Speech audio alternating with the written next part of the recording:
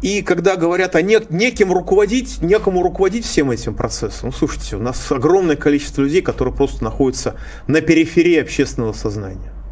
То есть тот же самый Хабаровск. И в ЛДПР есть очень разумные люди. Я уж не буду их называть, чтобы их из партии не исключили. И в конце концов есть совершенно закаленные люди из губернаторского корпуса. Скажем, второй президент Ингушетии Мурат Магометович Зязиков, например, который крайне дееспособный, крайне разумный человек. Что он делал, это на 8 героев России хватило, как говорят специалисты. Поэтому, собственно, ему и не дают Героя России. Что там слишком много сделано. Вот таких людей в России много.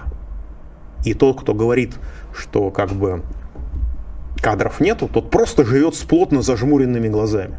Слепо-глухонемые капитаны дальнего плавания могут быть идеальными мужьями, и то в неприличном анекдоте, но они будут очень плохими капитанами. Вы тут пишете муфтию, я не муфти, дорогие друзья, пожалуйста, учтите это.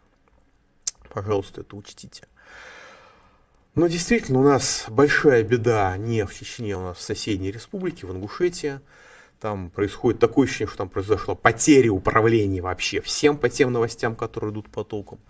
А слава богу, что решение этой проблемы, или слава Аллаху, может быть, учитывая мусульманский менталитет, по-моему, лежит на поверхности.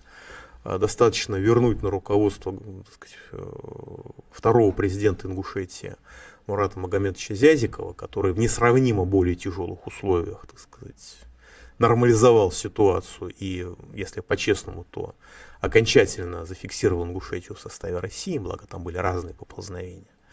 К нему есть некоторые претензии по поводу, так сказать, хозяйственной деятельности. Туда был вопрос не о хозяйственной деятельности, туда был вопрос о физическом выживании целого народа. Потому что он мог оказаться на растерзании бандитов. И сейчас, когда мы видим, в общем, хозяйственные проблемы, понятно, что с моей точки зрения Зязиков с этой проблемой, в общем, справится совершенно спокойно.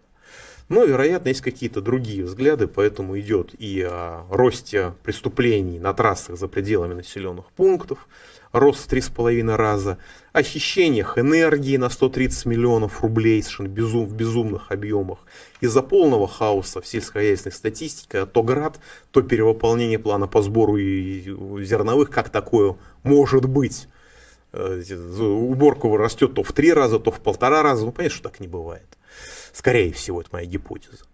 В общем, на этой оптимистической ноте, что решение есть, но его никто не будет делать, или, по крайней мере, не делает сейчас, мы завершаем до следующего понедельника. Счастливо!